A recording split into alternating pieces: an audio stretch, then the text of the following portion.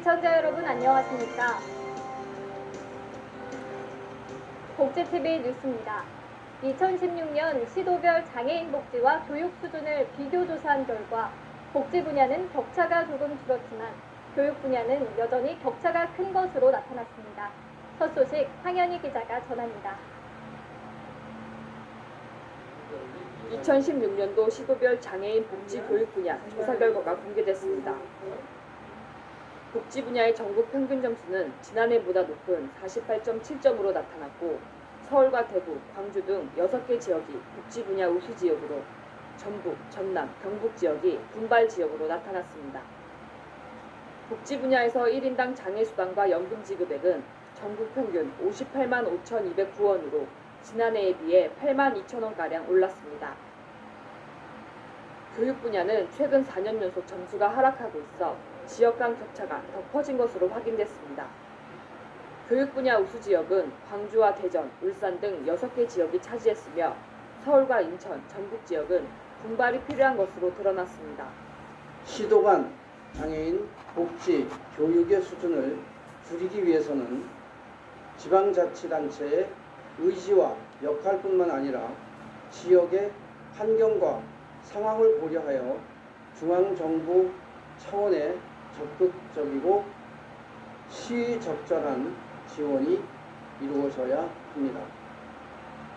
이에 장애계는 앞으로 지속적인 점검을 통해 지역 복지와 교육 수준을 높이겠다고 말했습니다.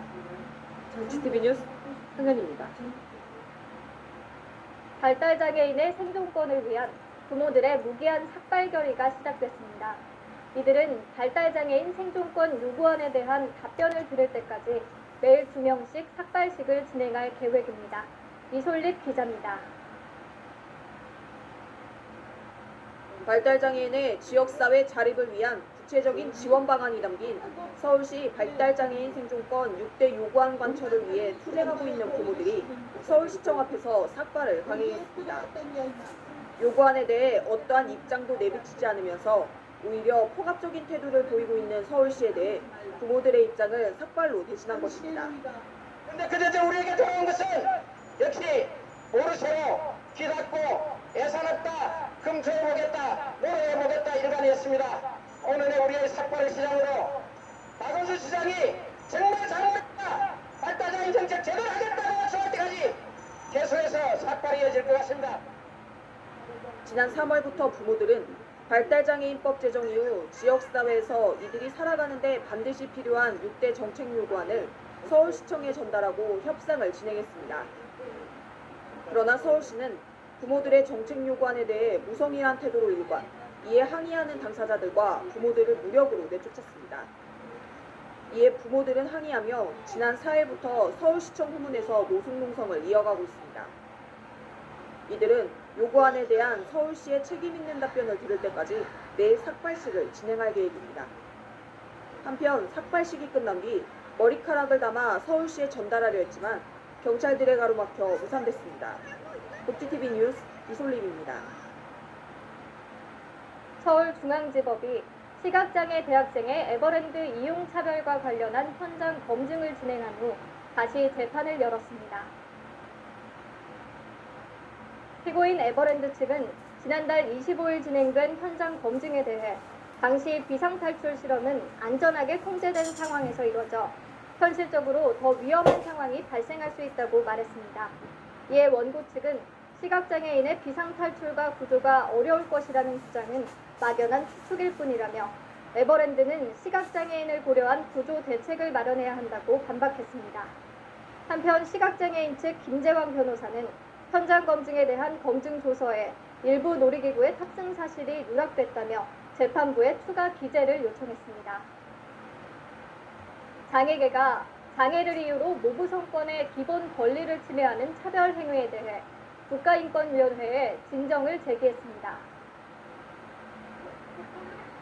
장애계는 지난 26일 인권위 앞에서 기자회견을 열고 장애인의 모부성권 확보를 위한 지원 대책을 촉구했습니다.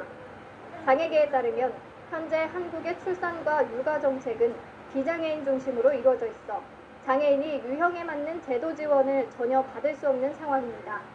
이에 장애계는 정부가 장애를 고려한 지원 정책을 마련해 모두가 행복하게 모부 성권의 권리를 누릴 수 있도록 해야 한다고 강조했습니다. 전라남도 광주에서는 조금 특별한 콘서트가 열렸습니다. 바로 구청장과 함께하는 복지 토크 콘서트인데요. 그 현장에 김영솔 기자가 다녀왔습니다.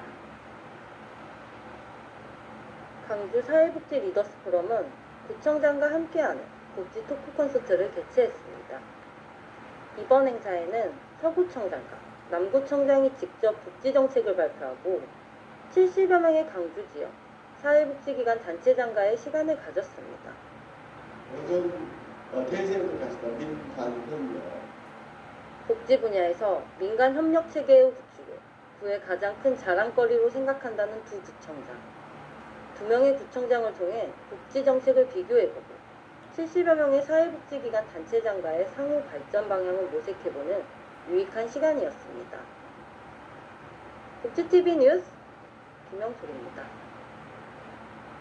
시청자 미디어 재단이 장애인과 비장애인이 미디어로 소통하고 공감할 수 있는 2016 장애인 미디어 축제를 개막했습니다. 서울 잠실의 한 극장에 사람들이 모여 영화를 감상하고 있습니다. 스크린에 보이는 영화는 시청각 장애인을 위해 특별히 제작된 베리어 프리 영화입니다. 베리어 프리 영화란 영화의 모든 장면에 인물의 대화와 배경음악 정보, 장면을 설명하는 목소리가 더해진 영화입니다. 장애인과 비장애인이 함께 영화를 즐길 수 있는 이곳은 2016 장애인 미디어 축제가 진행되고 있는 현장입니다. 이번 행사는 장애인의 미디어 접근성을 높이기 위해 마련됐습니다. 문화는 세상의 모든 누구나 소외된 것이 함께 누리고 즐길 수 있어야 합니다. 이 장애인도 비장애인과 같이 그 어떠한 불편이 없이 미디어를 활용하고 즐길 수 있는 환경이 만들어졌으면 합니다. 또 다른 현장에서 참가자들은 눈앞에 실시간 자막이 제공되는 스마트 안경을 써봅니다. 다른 참가자는 익숙하지 않은 자판을 조심스럽게 두드리며 장애인 방송을 위한 실시간 자막을 만들어 봅니다. 이처럼 이번 축제에는 장애인 미디어와 관련된 다양한 기기와 기술을 직접 체험해 볼 수 있는 공간도 함께 마련됐습니다. 오늘 시각장애 체험이랑 청각장애 체험이랑 드론 체험이랑 그런 거 해봤는데 장애인에 대해서 좀 더 생각해 볼 수 있는 계기가 되었어요. 앞으로도 장애인을 위한 기기가 더 많이 발전됐으면 좋겠어요. 이번 축제를 통해 장애인이 어려움 없이 미디어를 즐길 수 있고 모두가 함께 소통하고 공감하는 미디어 환경이 만들어지길 기대해 봅니다. 만약 언어가 없다면 우리는 서로를 어떻게 이해할 수 있을까요? 언어보다 더 소중한 무언가를 통해 사랑의 대화를 나누는 가족이 있습니다. 이명아 기자가 소개합니다. 울고 떼쓰지만 금방 엄마의 품에 안겨 환하게 미소 짓는 15살의 소녀 예진. 시청각 중복장애가 있는 소녀 예진은 후각과 촉감 등 그 이상의 감각으로 세상을 만납니다. 이런 예지와 가족의 일상을 담담하게 보여주는 다큐멘터리 형식의 영화 달에 부는 바람이 개봉했습니다. 매일매일 예지와의 하루를 상세하게 담은 일기장은 어머니 김미영 씨가 예지를 더 이해하고 싶어 적게 됐습니다. 그렇지만 예지의 어머니는 여전히 딸에 대해 더 알고 싶어 기꺼이 영화 출연을 선택했습니다. 저는 어떻게든지 예지하고 통하는 뭔가를 하기 위해서 예지 교육에 도움을 될 만한 사람들을 만날 수 있지 않을까 이런 생각을 하고서 하겠다고 이렇게 생각을 한 겁니다.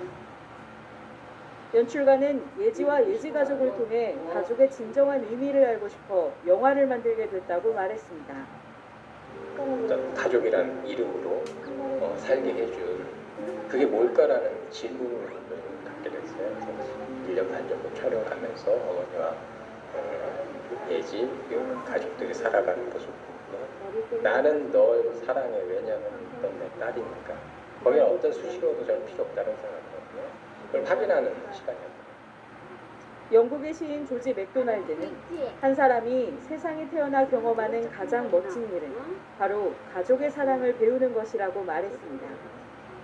영화 달에 부는 바람을 통해 그 멋진 경험 함께 하시는 건 어떨까요? 복지TV 뉴스 이명화입니다. 2018 평창 동계올림픽이 2년 앞으로 다가온 가운데 강원도 평창의 고려궁 한옥호텔이 지난 26일 전 세계인들에게 한국의 미를 알리기 위해 한국관광대학과 협약식을 가졌습니다. 이정희 기자가 전합니다. 2018 평창 동계올림픽은 문화올림픽으로 개최된다고 합니다. 강원도만의 자랑 자연 환경을 그대로 보존하고 지역의 문화와 역사를 전 세계에 알리려 합니다. 고려궁 한옥호텔은 2018 평창 동계올림픽에 참여한 전 세계인들에게 한옥의 아름다움과 한국 전통의 미를 알리기 위해 한국관광대학과 상호간 업무 협약식을 진행하였습니다. 고려궁 한옥호텔을 멋있게 만들어서 외국 관광객이나 VIP들에게 손색이 없는 대한민국의 한옥호텔로 거듭나게 만드는데 미약하나마 최선을 다할까 합니다. 건물을 전부 한옥으로 지어가지고 우리 한국인의 얼을 세계에 알리는 좋은 계기가 됐다고 생각합니다. 전통 한옥 호텔의 시발점으로서 고려궁이 잘 되도록 하는데 저희들 대학의 온갖 노력을 기울일 것을 약속드립니다. 한국관광대학은